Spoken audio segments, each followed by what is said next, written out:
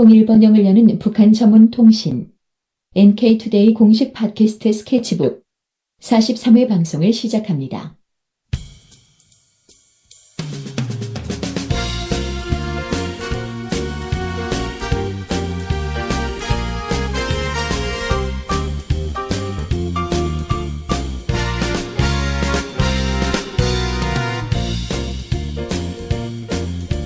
안녕하십니까. 지난주에 제가 방송에 자꾸 안 나와서 좀 놀라신 분들도 계실 겁니다. 아, 방송에서 자꾸 깝치더니 드디어 잘렸구나, 뭐 이렇게 생각하신 분도 계실지 모르겠는데, 제가 지난주에 계속 지방 출장이 있었어요. 그래서 방송을 하지를 못했는데, 그래서 제 서력전 1인 방송을 하겠습니다. 저 혼자 방송하는 걸로 제 목소리를 기다리셨던 분들께 제 목소리를 들려드리는 기회를 만들어 보겠습니다. 북러 관계 연재 벌써 세 번째 했죠? 네 번째 순서가 되겠네요. 오늘은 그 고르바초프 그리고 옐친 시기 러시아와 북한의 관계가 어떠했는가를 좀 살펴보려고 합니다. 지난 시간에 이제 체르넨코 서기장 사망까지 다뤘었죠. 그 뒤로 나온 게 이제 고르바초프, 많이 아실 거예요. 서방에서는 고르비라고 부르기도 하죠. 고르바초프가 등장하면서 북한과 러시아의 관계, 그러니까 북한과 소련의 관계가 최악을 달리게 됩니다. 고르바초프 서기장은 일단 후르시초프를 계승하겠다, 이걸 공식적으로 표방을 했어요. 그러니까 후르시초프 하면은 수정주의, 이런 대명사다, 이렇게 얘기할 수 있으니까 고르바초프 역시 사회주의의 어떤 원칙 이런 것보다는 좀 사회주의에서 변질된 방향으로 가겠다. 그리고 미국과의 관계도 미국을 사회주의의 어떤 적으로 인식하기보다는 미국과 평화 공존을 하겠다, 이런 이제 방향으로 가는 거죠. 그래서 고르바초프 하면 가장 먼저 이제 떠오르는 게 개혁 개방, 페레스트로이카, 글라스노스트, 이걸 많이 떠올립니다. 그러니까 개혁 개방이라는 게 결국은 사회주의를 포기하고 사유재산을 허용하고 다당제를 도입하고 대통령제를 도입하고 서방 문화를 도입하고 이런 것들을 얘기하는 겁니다. 그러니까 이 이전까지만 해도 사회주의 국가에서는, 그러니까 소련에서죠. 다른 사회주의 국가들도 다 그런 건 아니었는데 소련에서는 다당제를 허용하지 않았어요. 공산당만 존재할 수 있었습니다. 그리고 대통령제를 도입하는 게 이름만 바뀌는 거 아니냐, 서기장과 대통령 이렇게 이름만 바뀌는 그런 게 아니라 국민투표를 통해서 국가 지도자를 뽑겠다는 겁니다. 그것도 임기를 두고 정기적으로 선거를 해서 대통령을 뽑는 그런 걸 이제 도입하는 거죠. 이렇게 이제 개혁 개방을 추진을 하니까 소련의 공산당 내 보수파들이 1991년에 쿠데타를 일으켰어요. 사회주의를 포기할 수 없다, 이러면서. 그런데 쿠데타는 3일 천하로 막을 내립니다. 여기에 보리스 옐친, 이 사람이 등장을 하죠. 이 쿠데타를 저지하는 데서.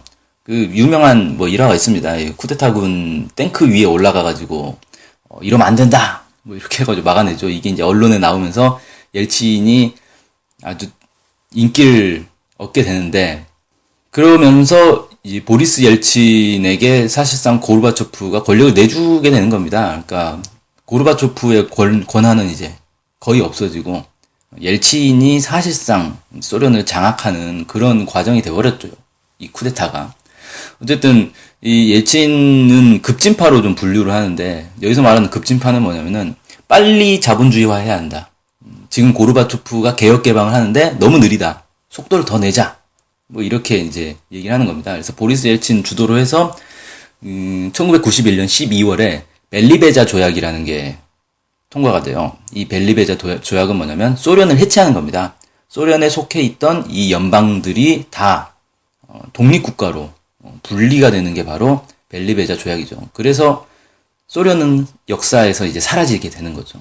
이것 때문에 이제 두고두고 보리스 옐친과 그 다음에 이걸 그냥 방치했던 고르바초프는 욕을 먹게 되는 겁니다.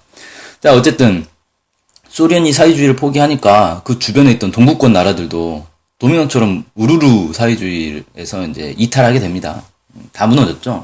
왜냐면 북한은 그동안에 사회주의권과 이 무역을 해왔는데, 무역 방식이 이 물물 교환 방식이었어요. 우리가 많이 가진 자원을 그쪽에 넘겨주고, 그쪽에서 많이 가진 자원을 우리가 받고, 뭐 이런 식의 이제 물물 교환 방식의 이 외교, 무역을 해왔는데, 그리고 이제 외교적으로도 사회주의권과 당연히 가까웠겠죠. 자본주의권과는 굳이 외교를 적극적으로 하진 않았는데, 이 사회주의권이 다 무너져 버렸잖아요. 이때 뭐 유럽 쪽에 사회주의는 다 거의 대부분 사라지고 남은 게 이제 쿠바만 남는 이런 이제 수준이었단 말이에요.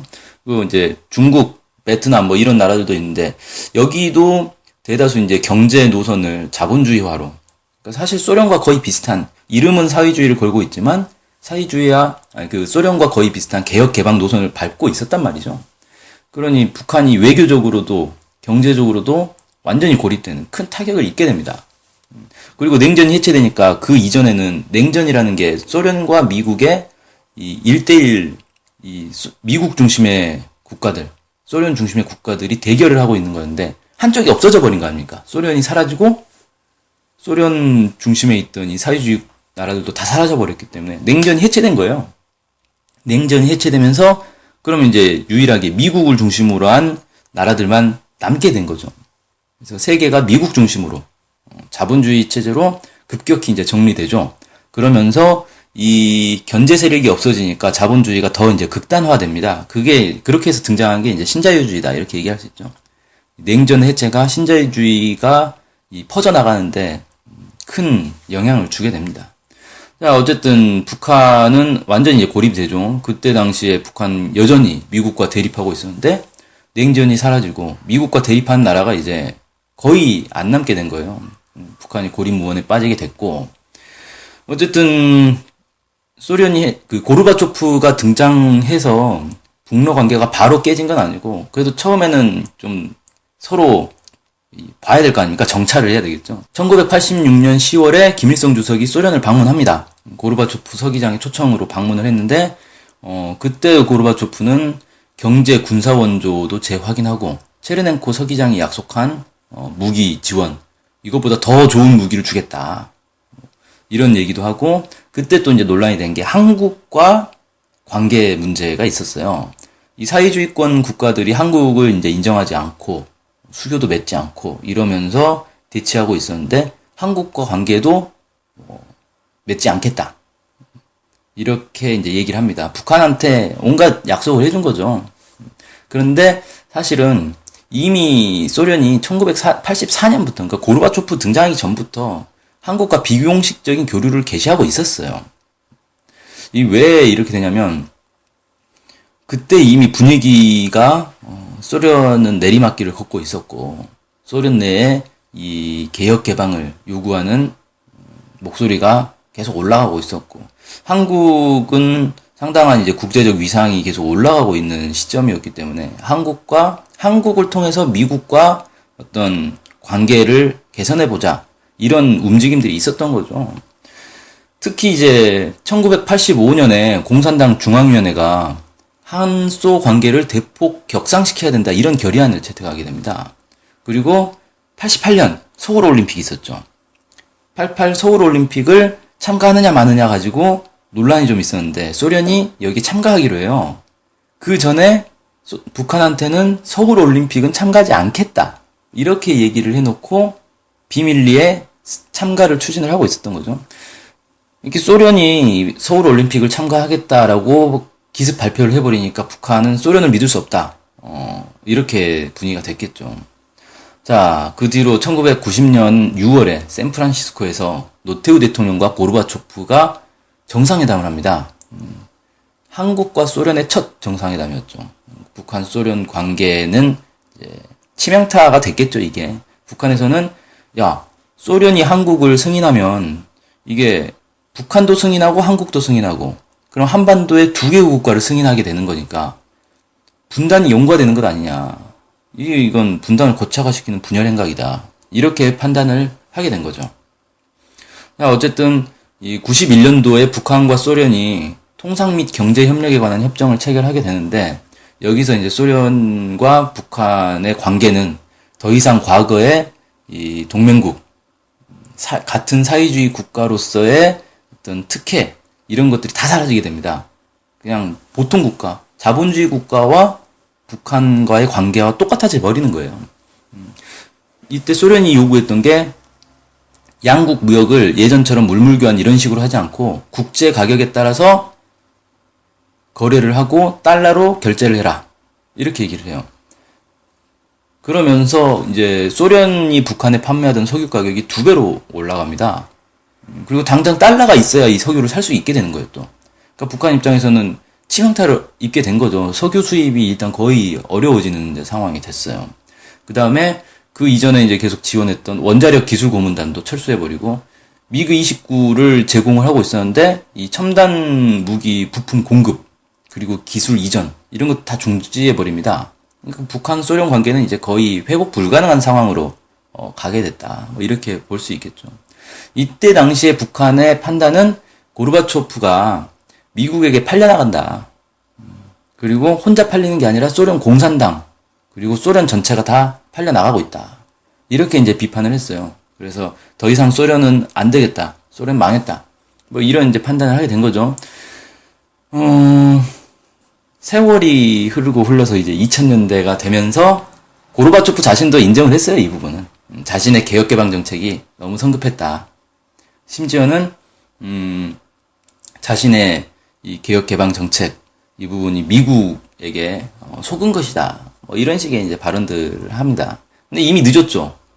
이미 늦어버렸고, 대다수의 러시아인들이 고르바초프를 매우 싫어합니다. 왜냐하면 그래도 어찌됐든 소련은 그때 당시에 미국과 맞짱을 뜨던 강대국이었단 말이에요. 그런데 이 소련이 사라져버렸잖아요. 사라지기만 한 게 아니라 그러면서 이제 소련을 계승했던 이 러시아가 거의 삼류국가로 무너져버렸죠. 그래서 야, 미국과 맞짱 뜨던 인류 국가가 삼류국가로 무너졌다. 이게 누구 때문이냐? 고르바초프 때문이다. 러시아 내에서는 고르바초프가 미국의 첩자였다.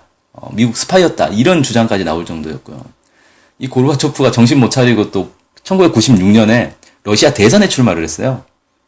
1% 득표를 합니다.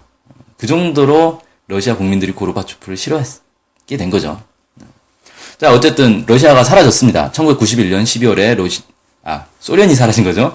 1991년 12월에 소련이 사라지고 북한과 소련의 관계는 북한과 러시아의 관계로 이제 전환이 되겠죠. 물론 러시아는 그 소련의 대부분의 이 모든 외교, 경제 이런 것들을 계승을 했기 때문에 완전히 뭐 북한과 러시아의 관계가 처음부터 다시 시작하는 건 아닌데 뭐 계승을 하는 거죠. 이때 러시아 대통령이 바로 보리스 옐친이었어요. 그러니까 러시아 대통령이라고 하는 게 뭐냐면은 소련 시절에도 러시아 대통령이 있었습니다. 소련이라는 게 소비에트 연방이잖아요. 소련 내에 연방 국가들이 다 있는 거예요. 이 연방 국가들이 각각 별도의 이제 대통령을 뽑았던 거고, 옐친이 그 소련 내 러시아라는 국가의 대통령이었던 겁니다. 근데 소련이 해체되니까 자연스럽게 러시아 대통령은 그대로 옐친이 되는 거죠. 근데 이 옐친이 사실은 고르바초프보다 더 문제가 많은 사람으로 평가를 받고 있죠. 일단 이 옐친 대통령은 좀 충동적이다. 아주 대통령이라면 보통 좀 품위를 지키고 뭐 이런 게 있잖아요. 이 사람은 그냥 감정에 충실한 사람이었습니다. 아주 충동적이고 자유주의자. 그러면서도 또 이제 역설적으로 권위주의자. 뭐 이렇게 이제 알려져 있습니다. 뭐 여러 일화들이 있어요. 자기 비서실장 얼굴에 마음에 안 든다고 술잔을 그냥 뿌려버린 일도 있었고, 그 아일랜드 수상하고 면담 일정을 잡아놓고 술에 취해가지고 일정을 그냥 일방적으로 깨버린 일. 이건 뭐 거의 외교 결례 중에서도 심각한 결례죠. 근데 이 사람이 술을 그렇게 좋아했던 것 같아요. 거의 알코올 중독 수준이었던 것 같은데. 아무튼 이런 일들을 통해서 옐친 대통령은 아주 좀 독특한 인물로 역사에 기록돼 있죠. 옐친 시기의 북러 관계는 사실 고르바초프를 그대로 이제 이어받는 수준이다. 더 심해졌다. 뭐 이렇게 보면 될 것 같습니다. 거기다가 이제 1992년에 중국이 한국하고 또 수교를 해요. 그러니까 북한 입장에서는 러시아도 한국을 인정하고 중국도 한국을 인정하고 자신의 우방들이 다 사라져버린 꼴이 돼버렸죠. 근데 어쨌든 중국하고 북한의 관계가 이제 악화됐기 때문에 러시아 입장에서는 러시아가 조금만 이제 북한한테 잘해주면 북러 관계를 급진전시킬 수도 있는 상황이었는데 안 됩니다. 오히려 이제 러시아가 미국이나 한국과의 관계를 더욱 발전시켜야 된다 이런 입장이 강했어요. 그 북한 입장에서는 더더욱 믿을 수 없는 그런 존재가 돼버렸겠죠. 그때 당시에 이제 뭐가 문제였냐면 그 북핵 문제가 이제 시작되죠. 1993년에 북한이 NPT를 탈퇴합니다. 그러면서 전 세계 이슈가 되죠. 북한이 이제 핵 개발을 한다. 미국과 거의 이제 전면 대결을 하고 있다. 근데 이러면 미국과 대치하던 나라들이 당연히 북한의 편을 들어줘야 되는데 이미 사회주의권이 이제 무너지고 소련은 미국과의 관계 개선에 집중하고 있고 이러니까 러시아가 미국 편을 들어버린 거예요. 미국 주도의 이 대북 제재, 대북 공조 체제에 동참을 하고 북한에 파견됐던 러시아 핵 과학자들 다 소환해버렸고요. 또 이제 재밌는 게 그때 당시에 대통령이 김영삼 대통령 아닙니까? 우리 한국의 대통령이 1994년 6월에 김영삼 대통령하고 이제 옐친 대통령이 한러 정상회담을 합니다. 이때 이 중요한 이제 일이 하나 발생하는데 옐친 대통령이 한국 전쟁 직전부터 기록돼 있던 북소 관계 관련 극비 문서들, 외교 문서들을 한국에 넘겨줘요. 김영삼 대통령에게. 넘겨줍니다. 그래서 그때 북한과 소련의 외교 비화들이 다 공개가 되는 이런 이제 상황이 된 거예요. 이걸 통해서 많은 이제 이 연구가들이 북한이 소련과 협력해서 한국 전쟁을 일으켰다. 이런 이제 증거들로 이렇게 막 삼게 되죠. 근데 물론 이 문서들 중에서 취사 선택을 해서 공개를 하고 있는 뭐 그런 이제 상황이다 이렇게 볼 수 있겠죠. 문서 자체가 워낙 많기 때문에 어쨌든 북한 입장에서는 뭡니까 극비리에 주고받았던 외교 문서들이 자신들의 동의 없이 공개가 돼버리니까 한쪽에 일방적으로 그러니까 뭐랑 똑같냐면 두 명이서 편지를 막 주고받았어요. 편지 주고받은 게 있는데 한쪽에 동의 없이 다른 한 명이 주고받았던 편지를 공개를 해버린 거나 마찬가지인 거죠. 그럼 이제 크게 반발을 했고 뭐 이것 때문에 북한과 러시아의 관계는 안 그래도 이제 최악을 달리고 있었는데 더더욱 이제 돌이킬 수 없는 관계가 되는 계기가 되죠. 어쨌든 이 옐친 대통령의 기본 입장은 북한은 버린다. 미국과 한국과 관계를 증진시킨다. 이게 기본 입장이었다. 근데 문제는 뭐였냐면 한국은 러시아에 별 관심이 없었어요. 당시에. 한국은 오히려 이제 러시아보다는 중국에 더 관심이 있었겠죠. 바로 옆 나라고 경제 관계도 중국에 이제 기회가 더 많고 러시아는 뭐 한국에서 뭐 그렇게 멀진 않죠. 사실 북한하고 국경을 인접하고 있으니까 중국이나 러시아나 거리는 갔다 올 수 있는데 문제는 러시아의 중심은 유럽 쪽에 있기 때문에 한국 입장에서는 러시아는 유럽 국가인 거고 뭐 연해주나 이런 데는 사실 러시아에서 크게 개발되지 않은 곳이라서 한국 입장에서 러시아에 크게 관심을 가질 이유는 없었던 거예요. 그러니까 한국은 러시아에 큰 관심이 없었고 북한은 러시아를 이제 완전히 배척을 하고 그러니까 러시아 입장에서 볼 때 한반도 문제 자신들이 뭔가 이 발언권을 얻을 수 있지 않겠냐라고 생각했는데 북핵 외교에서 완전히 소외되고 맙니다. 이때 당시에 그 사자회담이라고 있었어요. 지금의 이제 그 육자회담의 전신이다 이렇게 얘기할 수 있는데 이 사자회담에도 러시아는 끼어들지 못하죠. 1994년에 북미 제네바 합의가 체결됐고 여기서 미국이 북한에 경수로 2기를 지어주기로 했는데 이 경수로 건설 사업에서도 러시아는 배제됩니다. 이렇게 나오니까 러시아 내에서 야, 이게 뭐냐. 우리가 지금까지 북한을 버리고 한국과 미국에게 공들여 외교를 했는데 뭘 얻었냐 도대체. 아무것도 얻은 게 없다. 이런 이제 비난의 목소리가 나오기 시작합니다. 남북 균형 외교를 해야 된다. 어떤 바보가 어느 한쪽 편만 들어가지고 이 상황을 이렇게 만들었느냐. 이런 얘기가 이제 나오기 시작하는 거죠. 그리고 여기서 이제 1994년 이후에 김정일 국방위원장이 이 북한에 이제 전면에 등장을 하면서 북러 관계는 재조정기를 이제 맞게 됩니다. 이 이야기는 다음에 이제 하도록 하고요. 오늘은 여기까지 이제 쭉 훑어봤고, 김일성 주석 시기에 북한과 소련, 그리고 러시아의 외교 역사를 지금 4편에 걸쳐서 이제 훑어봤다, 이렇게 볼 수 있겠는데, 정리를 해보면 한 크게 3가지 정도로 특징을 좀 꼽아볼 수 있을 것 같아요. 첫째는, 소련이 사회주의의 원칙, 그리고 반미의 입장을 철저히 가질 때 북러 관계는 발전했고, 이 반대의 입장, 수정주의적 입장, 그리고 이 미국과의 어떤 평화공존 입장, 이런 모습을 보일 때는 북러 관계가 후퇴했다. 이게 이제 하나의 특징이 될 수 있겠고, 두 번째는 북한과 소련은 사실 객관적으로 놓고 볼 때 국력 차이가 현저하죠. 소련은 일단 미국과 맞짱을 뜨던 인류 국가였던 거 아닙니까? 냉전의 한 축을 이루던 대국이라고 할 수 있고, 북한은 생긴 지도 얼마 안 됐고, 뭐 전쟁으로 완전히 피폐해져 있었고, 이런 아주 국토도 매우 작고, 이런 이제 국력 차이는 뭐 비교할 수가 없죠. 소련과 북한은 비교할 수가 없는데도 불구하고 이 소련의 어떤 일방적인 외교로 이 외교 관계가 성립되지는 않았다는 겁니다. 다른 이제 흔히 동구권에 있는 나라들을 소련의 위성국가였다 이렇게 평가를 하잖아요. 근데 북한을 소련의 위성국가였다라고 평가하기에는 좀 무리가 있다는 겁니다. 왜냐하면 위성국가라는 건 말은 독립국가지만 사실 소련에 의해서 이 자국 내정이 좌지우지되는 그런 국가를 위성국가라고 얘기할 수 있는 건데, 북한은 이 소련에서 어떤 이 북한 내부의 내정에 개입을 하려고 해도 북한이 거기에 순순히 응하지 않았다는 거예요. 북한이 자체 판단에 의해서 소련의 꼭 소련이 요구하는 것들을 그대로 들어주지 않는, 예를 들어 뭐 코메콘 같은 게 대표적인 사례죠. 그래서 북한을 소련의 위성국가라고 볼 수는 없고, 이런 걸 통해 볼 때 이 현저한 국력 차이에도 불구하고 일방적 외교 관계는 되지 않았다라는 거, 이런 것 좀 하나 특징으로 볼 수 있겠고, 세 번째는 이 시간이 흐르면서 북한이 이 소련과의 외교에만 집중하지 않고 다양한 외교 활동을 펼쳤다는 겁니다. 특히 이제 뭐 중국과 소련 여기를 많이 치중을 하긴 했는데, 꼭 여기뿐만 아니라 이 제3세계라 그러죠.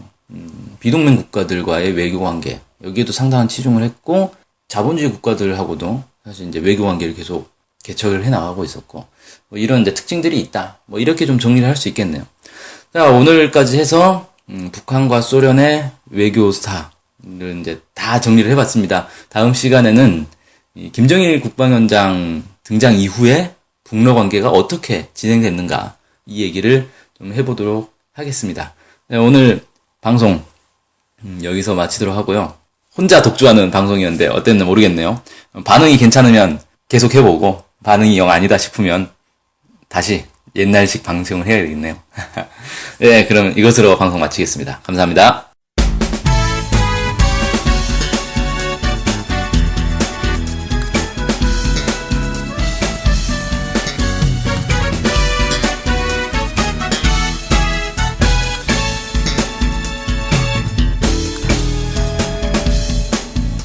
오해와 편견을 넘어 북한을 있는 그대로 알리는 언론이 있습니다.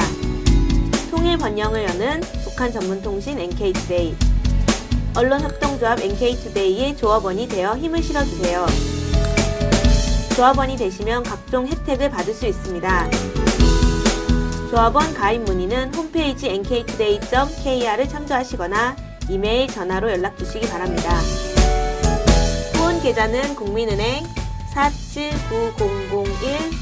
479001-01-253840 언론합동조합 NK투데이로 보내주시면 됩니다.